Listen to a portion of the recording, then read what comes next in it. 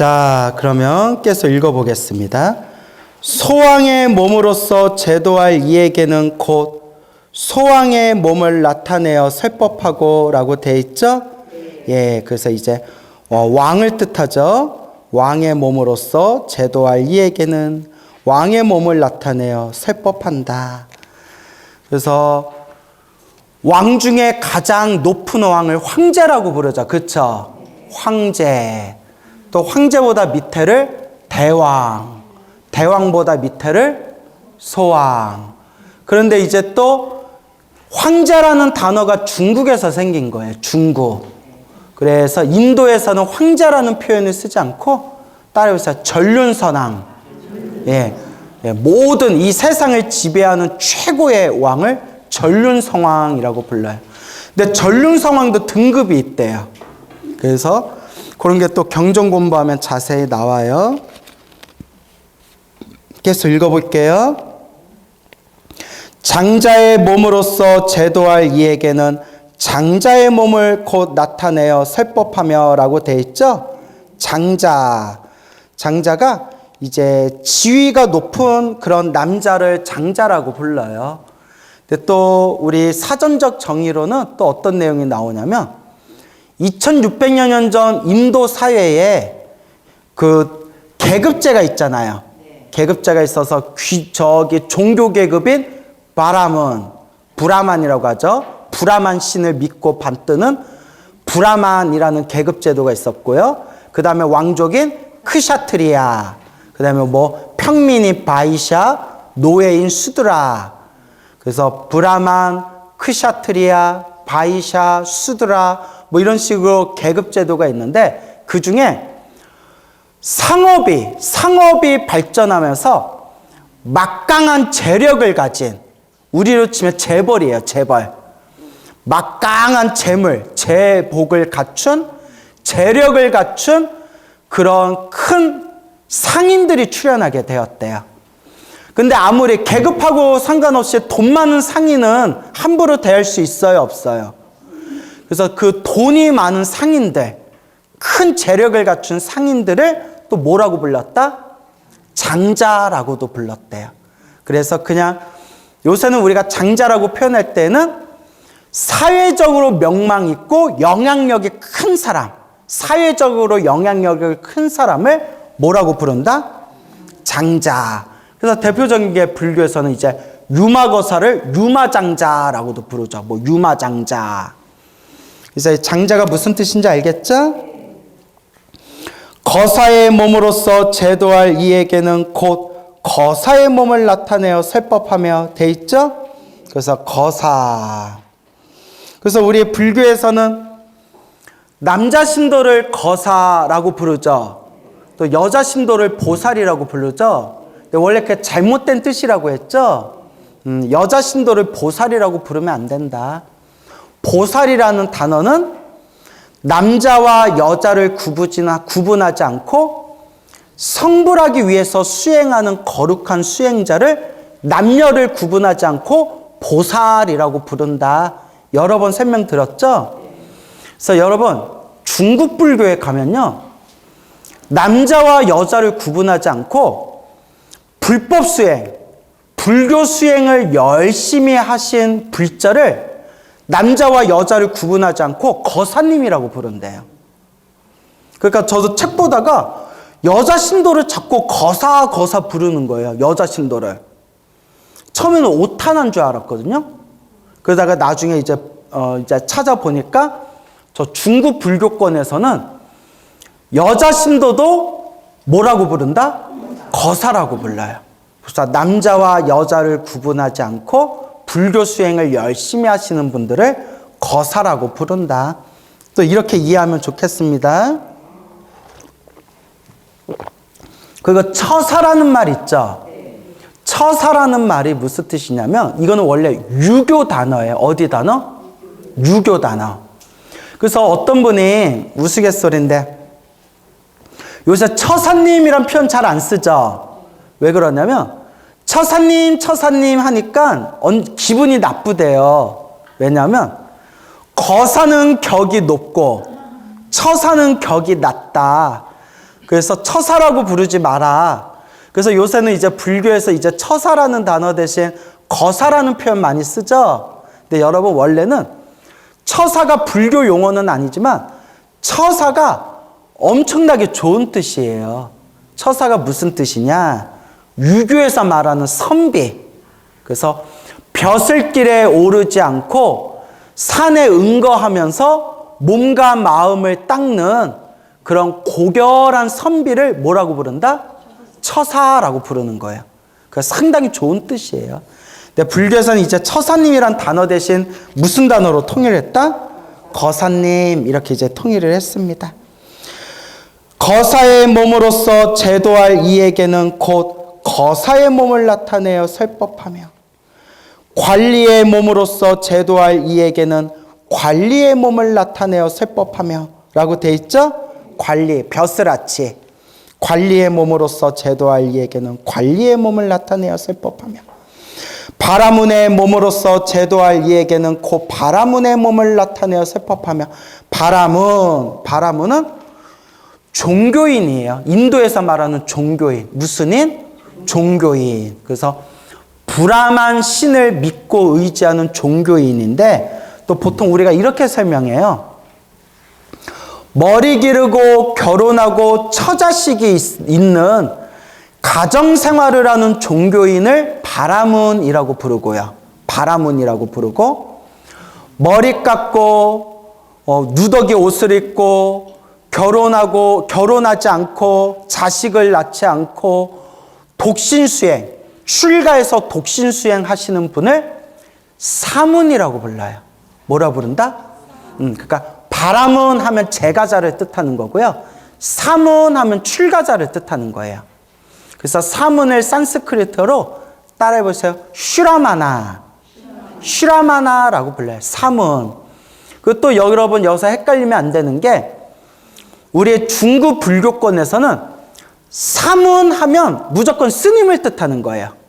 알겠죠? 그래서 출가 사문하면 무조건 스님을 뜻하는데 원래 사문의 뜻은 인도에서 사문의 뜻은 불교든 아니든 머리 깎고 출가한 다른 종교의 수행자들까지 다 싸잡아서 뭐라고 불렀다?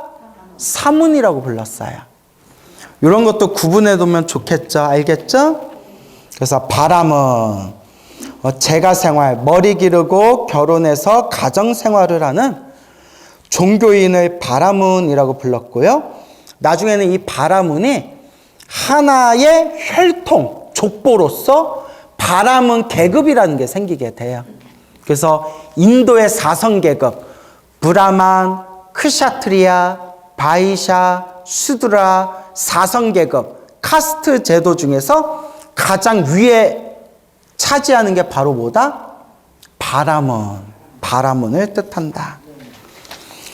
바라문의 몸을 나타내어 설법하며 또 여기는 이제 우리 스님들 비구, 남자 스님을 비구, 여자 스님을 비구니.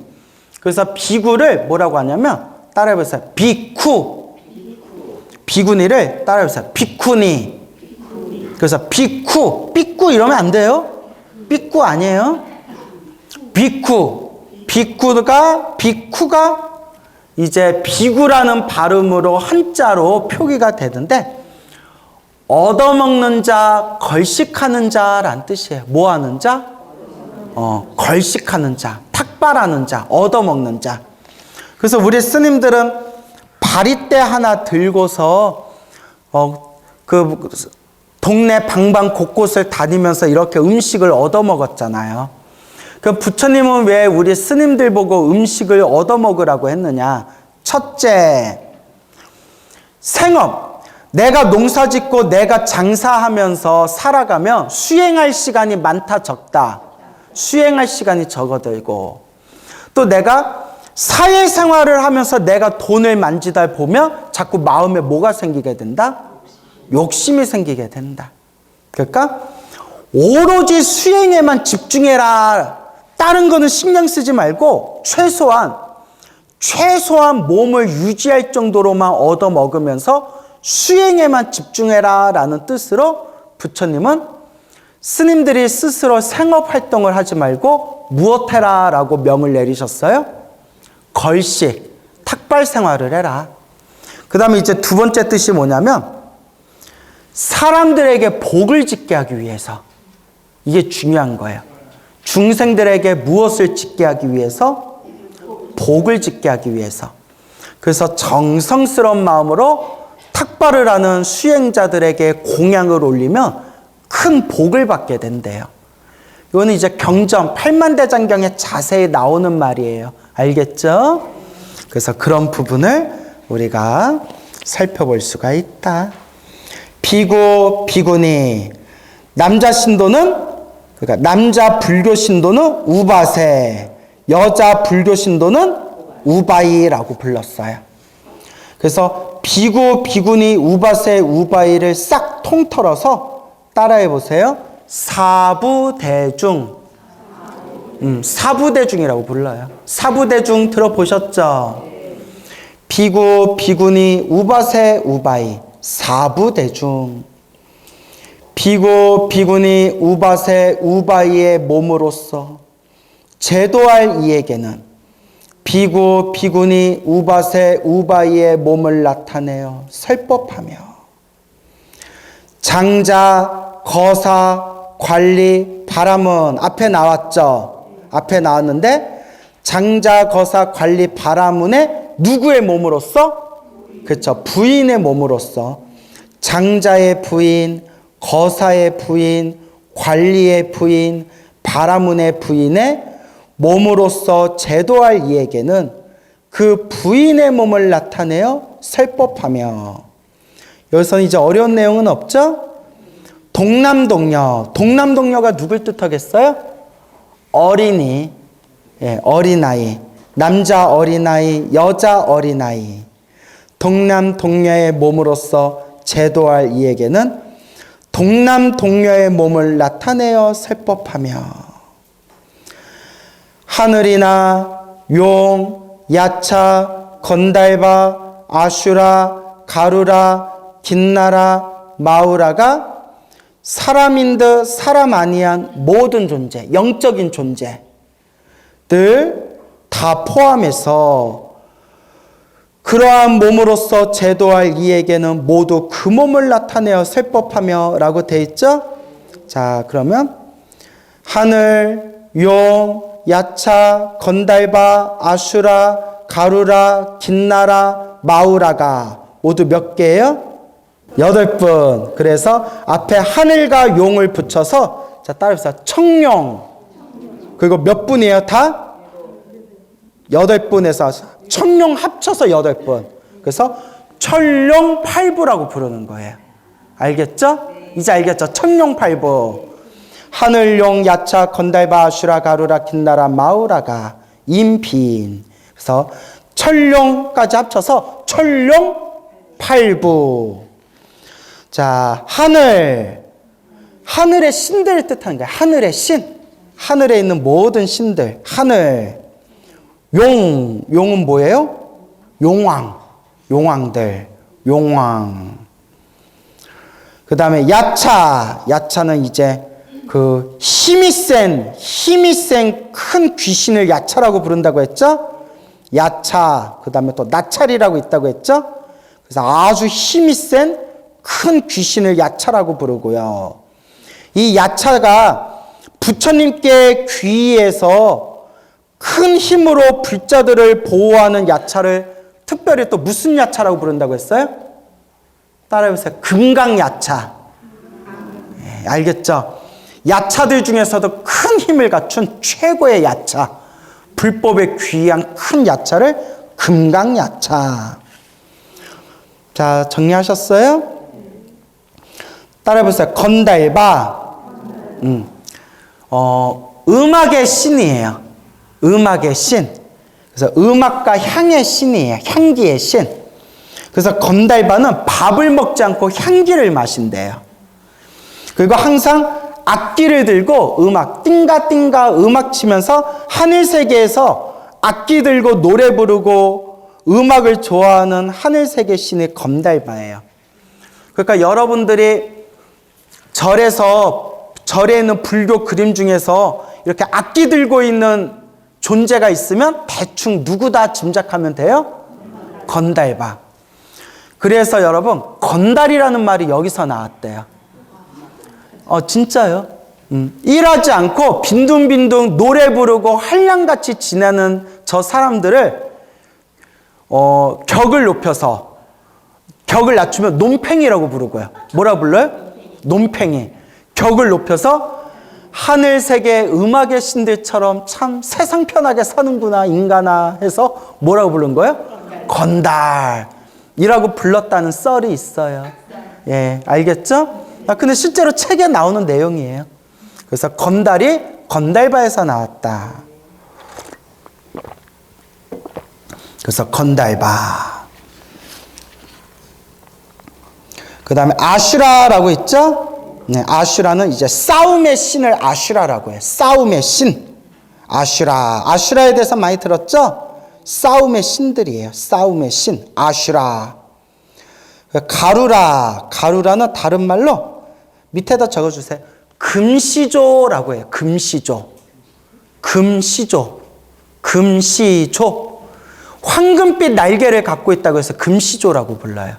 새예요. 큰 새. 새인데 금시조가 누구의 천적이냐? 용왕의 천적이래요. 금시조는 용을 잡아먹고 산대요. 그래서 용을 잡아먹고 사는 하늘 세계를 날아다니는 큰 신, 새 모양을 가지고 있는 하늘 세계 날아다니는 큰 새를 뭐라고 부른다? 가루라. 다른 말로 금시조. 알겠죠? 그 다음에 긴나라. 긴나라는 얼굴은 사람 얼굴이고요. 몸뚱아리는 새의 몸으로 되어 있대요. 그래서 사람의 머리에 새의 몸뚱아리를 갖춘 존재를 긴나라라고 불러요. 그래서 우리는 뭐라고 부르냐면 또 따라해서 인면조. 인면조 들어보셨어요? 인면. 사람 얼굴에 새조. 사람 얼굴에 새다 해서 인면조라고 불러요. 그리고 또 어떤 기록에 보면요. 사람 얼굴에 새의 몸뚱아리가 아니라 또 어떤 내용에는 사람 얼굴에 말의 몸을 갖췄다. 말. 사람 얼굴에 말의 모양을 갖춘 게 긴나라다라고 또 나와 있는 책도 있어요. 그래서 대충 머리는 사람 머리고 몸뚱아리는 짐승의 몸을 하고 있는 그런 영적인 존재, 그런 특별한 힘을 갖춘 영적인 존재를 긴나라라고 불러요. 자, 이제 마지막에 마우라가라고 돼 있죠? 마우라가는 상체, 요 머리에서 허리, 배꼽까지, 머리에서 배꼽까지는 사람의 몸뚱아리고요. 하체, 다리는 긴 뱀으로 되어 있는 몸이래요. 무섭죠? 그래서 사람의 상체에 뱀의 하체로 되어 있는 존재가 마우라가예요. 그래서 여러분 예전에 제가 절에서 요거 읽을 때는 그 머리로만 상상했거든요. 요새는 시대가 너무 좋아졌어요. 어디서 딱 검색하면 돼요? 인터넷에서 검색하면 옛날 그 큰 스님들이 불화에다가 그려놓은 긴나라, 마우라가, 건달바 이런 모습을 이제 인터넷에서 사진으로 쫙 볼 수가 있어요. 얼마나 시대가 좋아졌어요. 그렇죠? 예, 그래서 이와 같이 하늘용, 야차, 건달바, 아슈라, 가루라, 긴나라, 마우라가는 사람이에요? 사람이 아니에요? 사람이 아닌데 또 얼핏 보면 뭐가처럼 생겼어요? 사람처럼 생겼어요. 그래서 뭐라고 불러요? 사람인 듯 사람 아닌 사람 같은 너. 그래가지고 따라해보세요. 인비인. 인비인. 사람인 듯 사람 아니하다. 이렇게 이제 표현을 합니다. 정리되셨어요? 그래서 하늘, 용, 야차, 건달바, 아슈라, 가루라, 긴나라, 마우라가 사람인 듯 아닌 듯한 것 등의 모습으로서 제도할 이에게는 모두 그 몸을 나타내어 살 법하며 라고 되어 있죠. 자, 마지막 집금강신. 집금강신 밑줄 짝. 집금강, 잡을 집. 금강절을 잡고 있는 신이다. 그래서 따라해보세요. 집금강. 금강을 잡고 있다. 예, 세상에서 가장 단단한 물질, 금강. 그 금강으로 만든 무기가 금강저. 금강저를 잡고 있는 신이, 자, 이제 또 설명할 부분이 나왔네요. 자, 아까 여러분, 힌두교의 3대 신이 누구라고 했죠? 브라만, 시바, 비슈누. 그래서 불교적으로 힌두교의 신들을 불교로 이렇게 통합하는 과정에서 브라만 신은 보문품에서 뭐라고 표현했어요? 뭐라고 표현했어요? 범천왕. 대자재천은 다른 말로 마에슈라라고 부르고 시바신. 마지막 이제 무슨 신이 남았어요? 비슈누 신. 비슈누 신이 바로 따라해보세요. 집금강신. 집금강신이 비슈누 신을 뜻하는 거래요. 그래서 여러분, 힌두교에 있던, 옛날부터 힌두교에 원래 있던 브라만 신, 시바신, 비슈누 신, 힌두교의 3대 신들을 다 어디 안으로 다 통합시킨 거예요? 불교 안으로 통합시켜서 보문품, 관세음보살 보문품에도 나오고 다른 경전에도 나와요. 요걸 우리식대로 현대적으로 풀이하면 관세음보살님은 중생을 제도하기 위해서 무슨 신으로도 나타나시고 브라만 신으로도 나타나시고 무슨 신으로 나타나시고 시바 신으로도 나타나시고 무슨 신으로도 나타난다? 비슈누 신으로도 나타난다. 그래서 여러분, 천수경 신묘장구 대다라니를 한글로 번역하면 브라만, 시바, 비슈누 신을 찬탄하는 내용이에요. 그래서 여러분, 어떤 분은 우리 불교 신자는 신묘장구 대다라니를 외우면 안 된다라고 주장하는 분도 있어요. 그 얘기 들어보셨나요? 못 들어보셨구나. 실제로 그렇게 주장하는 분들이 많아요. 신묘장구 대다라니를 우리 불교에서 퇴출해야 된다라는 분들이 많아요. 왜냐? 그 사람들 입장에서 봤을 때 신묘장구 대다라니를 해석해 봤더니 누구를 부르는 노래다? 브라만, 시바, 비슈누 신을 부르는 노래다. 맞아요. 저도 신묘장구 대다라니 해석한 책 여러 권 읽어봤는데 맞아요. 진짜예요. 그런데 여기 이제 우리가 조금만 더 생각하면 관세음보살 보문품에 이미 답이 나오잖아요. 관세음보살님은 뭐로도 출연하시고 브라만으로도 출연하시고 뭘로도 출연하시고 시바신으로도 출연하시고 뭘로도 출연하신다? 비슈누 신으로도 출연하신다. 이 말은 신묘장구 다라니를 외울 때 우리가 힌두교의 신인 브라만, 시바, 비슈누를 모시는 게 아니라 브라만, 시바, 비슈니와 같은 하늘신으로도 자유자재로 나타나서 중생을 제도하는 누구를 찬탄하는 노래예요? 관세음보살님을 찬탄하는 노래예요. 정리가 되십니까? 예.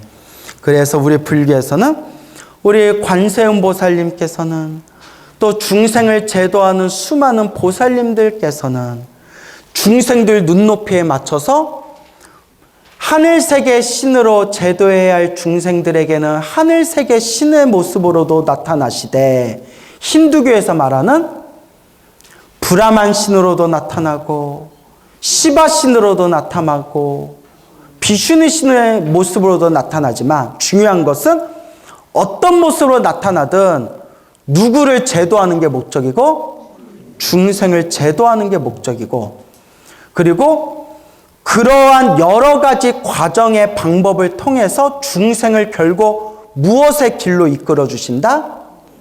깨달음의 길로 이끌어 주신다. 이렇게 해석을 해야 됩니다. 알겠죠? 그래서 이렇게 여러 가지 모습, 여러 가지 방법으로 중생을 제도하는 불보살님의 그 가르침을 따라오세요. 방편법. 방편이라고 부르는 거예요. 무슨 편? 방편. 알겠죠? 그래서 금강신이 무슨 신이다?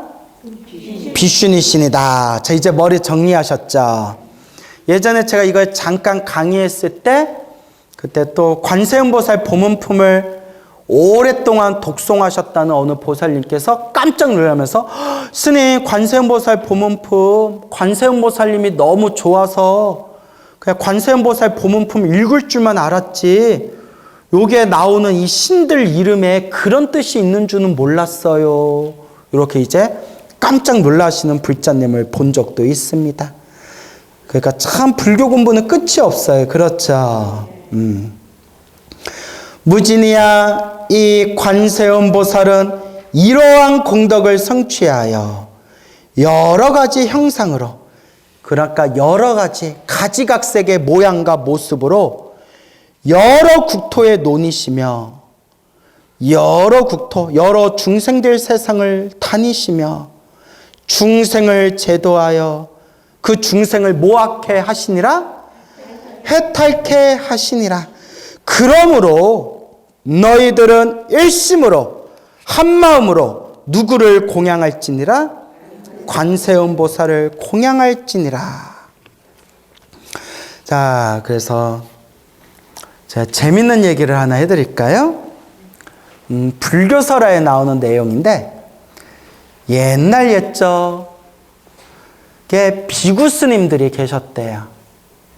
이 여러분의 비구 스님들이 있었는데 그 비구 스님들이 숲속에서 오로지 깨달음을 위해서 수행하고 계실 때 그 마을 근처에 어느 독실한 불자가 있었대요. 불교 신자인 독실한 불자님, 여성 불자님이 있었는데 오랫동안 숲속에서 수행하고 계시는 그 비구 스님들에게 이렇게 매일매일 공양을 올렸답니다. 그래서 얼마의 세월이 지난 뒤에 그 비구 스님들께 정성껏 공양을 올렸던 그 여성 불자님께서 호련히 세상을 떠나게 되었는데 살아생전에 선업을 많이 지은 공덕의 힘으로 하늘세계 신, 천신으로 태어났대요. 뭘로 태어났대요? 하늘세계 높은 천신으로 태어났대요. 하늘세계 높은 천신으로 태어나서 그 하늘세계 신으로 딱 태어나서 쿵짝쿵짝 하늘세계 잔치를 벌이고 있었는데 그때 몇 명의 건달바가 있었대요. 무슨 바? 건달바. 마밤바 아니에요? 건달바가 있었는데 건달바가 무엇의 신이라고 했어요? 음악의 신. 악기를 연주하면서 룰루랄라 룰루랄라 달디단 반냥갱 뭐 이러면서 룰루랄라 이제 막 노래 부르고 있는데 하늘세계 천신이 가만히 그 건달바를 봤는데 하늘세계 천신들은 부처님만큼은 아니지만 전생과 다음생을 볼 수 있는 천안통이 있대요. 건달바를 보는 순간 이 건달바들이 어디서 많이 봤는데 하고 그 건달바들의 전생을 딱 꿰뚫어 보니까 아이고 전생에 자기가 시봉하던 비구 스님들인 거예요. 비구 스님들이 죽어서 뭘로 태어난 거예요? 건달바로 태어났대요. 여러분 건달바들은 여기 보면요 여러분 청룡팔부에 하늘, 용, 야차, 건달바, 아슈라 쫙 나오죠? 건달바는 하늘의 신보다 낮은 존재예요. 하늘의 신들보다 낮은 존재예요. 그러니까 건달바도 하늘의 신적인 존재지만 신들 중에서는 지위가 낮은 신들이에요. 음악을 좋아하는 음악의 신. 신들 앞에서 노래 부르는 신이에요. 아니 이 비구 스님들이 어쩌다가 깨달음과 지혜의 길을 걷는 고결한 비구 스님들이 어쩌다가 이 노래 부르는 건달바의 몸으로 태어났단 말인가. 그러니까 승진한 거예요? 좌천한 거예요? 좌천이죠. 머리 깎은 미래 세상 부처님이 되실 분들이 건달바로 태어났으니. 오 전생에 나의 스승이요 내가 공경하던 비구 스님들, 전생에 비구였던 건달바들이시여 어찌하여 이런 몸으로 세상에 태어나셨습니까? 하고 천신이 얘기하는 순간 건달바들의 머리가 환해지면서 자기의 전생을 보게 되었대요. 자기의 전생을 딱 보는 순간 자기들의 전생이 뭐였구나? 비구 스님들이었구나. 부처님의 법을 닦는 고결한 스님들이었구나. 야, 이거 무서운 얘기예요. 전후 사정을 따져보니까 이 비구 스님들이 공부하다가 스님들하고 잡담하면서 아유 산속에서 맨날 공부만 하니까 아이고 심심해.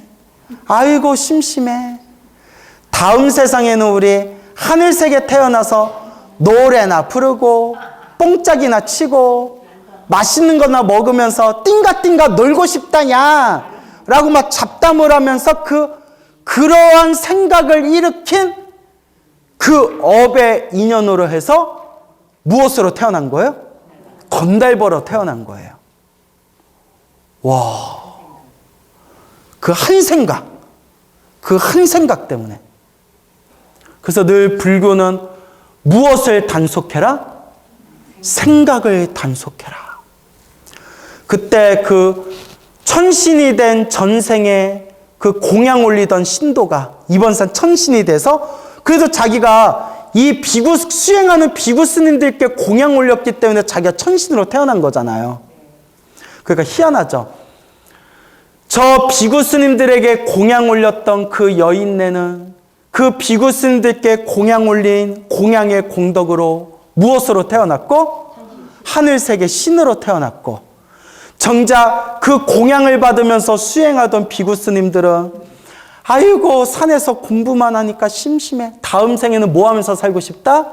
띵가띵가 노래 부르면서 편하게 살고 싶다 라는 그 한 생각을 서로가 떠들면서 그 한 생각을 일으킨 어변으로 정작 자기들은 무엇으로 태어났어요? 건달바로 태어난 거예요. 이게 인과법, 이게 인연법이에요. 그래서 늘 마음을 단속해야 돼요. 그래서 이 천신이 합장 공경하면서 어쨌거나 전생에 자기 스승이었잖아요. 전생의 스승이었던, 전생의 스님들이었던 건달바시여, 전생에 청정한 부처님의 법을 닦으셨던 분들이 어찌하여 이렇게 쾌락에 물들어버린 건달바가 되셨습니까? 부디 전생의 원력을 다시 일깨워서 다시 수행의 길을 가십시오 했더니 그 중에 대부분의 건달바는 자기들의 잘못을 뉘우치고 자기들이 가지고 있는 악기를 딱 버리고 그 건달바들이 수행의 길을 떠났대요. 수행의 길을 떠났지만 마지막 건달바 하나만큼은 싫어. 나 지금이 좋아. 나 수행 안 해. 나 지금처럼 노래 부르고 띵가띵가 그냥 살 거야. 이랬다라는 불교설화가 전해지고 있습니다. 그래서 여러분, 가끔 신도들 중에 이런 얘기 하시는 분들이 있어요. 스님, 저는 다음 생에 스님으로 태어나서 머리 깎고 일찍 출가해서 부처님 가르침 열심히 공부할 겁니다. 그게 말처럼 쉽다, 어렵다? 어려워요. 솔직히 말하면 다음 생 또 사람으로 태어날 보장조차 없어요. 우리가 다음 생 다시 사람 몸 받기가 얼마나 힘들고 다시 부처님 법 만나기가 얼마나 힘든데요. 그래서 이번 생 잘 닦아야 된다고 하는 거예요. 이번 생 잘 닦아야 한다. 결국 누가 지은 인연법이다? 내가 지은 인연법이다. 정말 무서워요. 그래서 저도 제 한 생각 잘못 엉뚱한 대로 흘러갈까봐 제가 항상 발언하는 게 있어요. 나무 아미타불, 나무 아미타불, 아미타불, 아미타불, 부처님, 부처님. 제가 지옥, 악귀, 축생, 아슈라에도 떨어지지 말고 행여라도 사람이나 하늘 세계에도 태어나지도 말고 오직 어디에 왕생하기를 바라옵니다. 아미타 부처님 계시는 극락세계에 왕생하여 부처님 제자 되기를 발언합니다.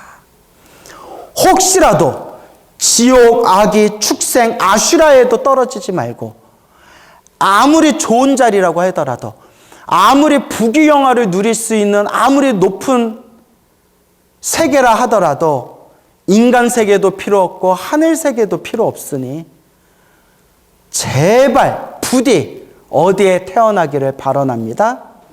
극락세계, 부처님 계신 아미타 부처님 극락세계에 태어나기를 발언합니다. 행여라도 엉뚱한 데 태어날까 봐. 응? 여러분들 이렇게 불교 공부 열심히 해가지고 여러분들 하늘세계 신으로 태어났는데 옆에서 누가 막 기타 띵가띵가 기타 치면서 나만 바라봐 막 이러고 있는데 저거 어디서 많이 봤는데 했는데 딱 누구예요? 광무 스님! 스님이 여기 있어요. 내가 맨날 강의만 하고 돌아다니다 보니까 하도 힘들고 심심하고 놀아보지도 못해서 아이고 다음 생에는 나도 뭐 하고 싶다? 기타 치면서 놀고 싶다 하는 바람에 어디에 태어났습니다? 하늘세계 건달바로 태어났습니다. 이러면 또 얼마나 웃겨요. 그렇죠 여러분? 그래서 여러분 따라해 보세요. 원력을 잘 세워야 한다. 원력을 잘 세워야 돼요. 에휴 죽을 때 그냥 죽고 다음 생 인연 따라 가는 거지. 노 절대 그러면 안 돼요. 평소에 내가 어떤 업을 졌는지 누가 알아요.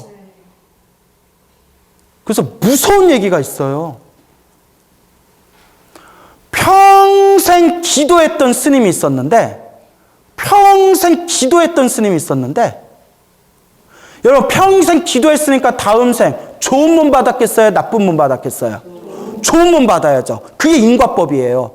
그런데 몸파는 기생으로 태어났대요. 말도 안 되죠? 왜냐? 무슨 법? 인연법.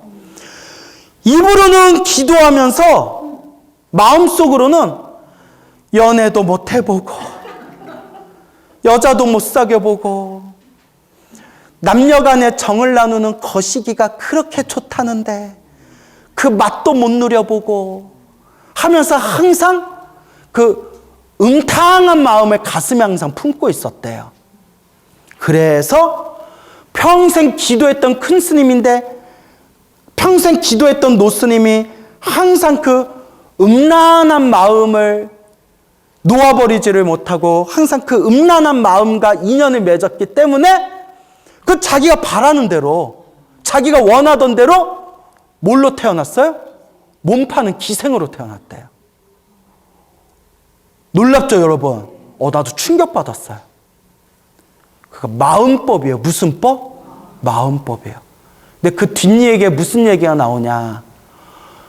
몸 파는 기생으로 태어났지만 그래도 전생에 기도를 많이 했던 공덕이 있었는지 그날에서 가장 인기 많은 기생이 됐대요. 그것도 누구 복이에요? 자기 복이죠 뭐. 무서워요 여러분. 그래서 따라해 보세요. 원력을 잘 세웁시다. 원력을 잘 세웁시다.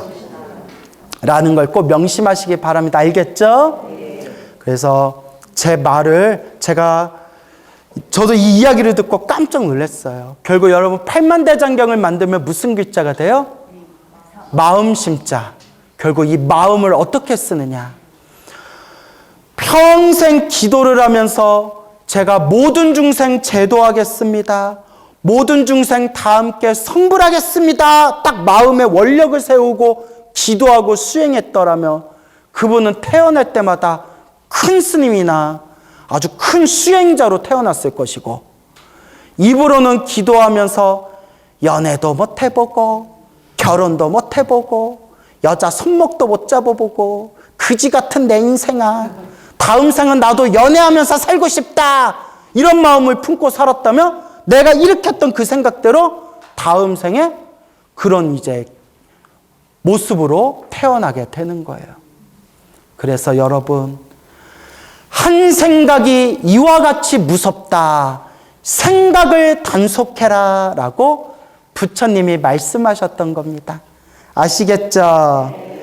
그러니까 우리 불자님들 이번 생에 부처님 가르침 만난 것을 소중한 인연이라 여기시고 꾸준히 부처님 가르침 공부하면서 무엇을 잘 다스립시다? 마음을 잘 다스립시다 라는 것을 명심하시기 바랍니다. 예, 여기서 마치겠습니다.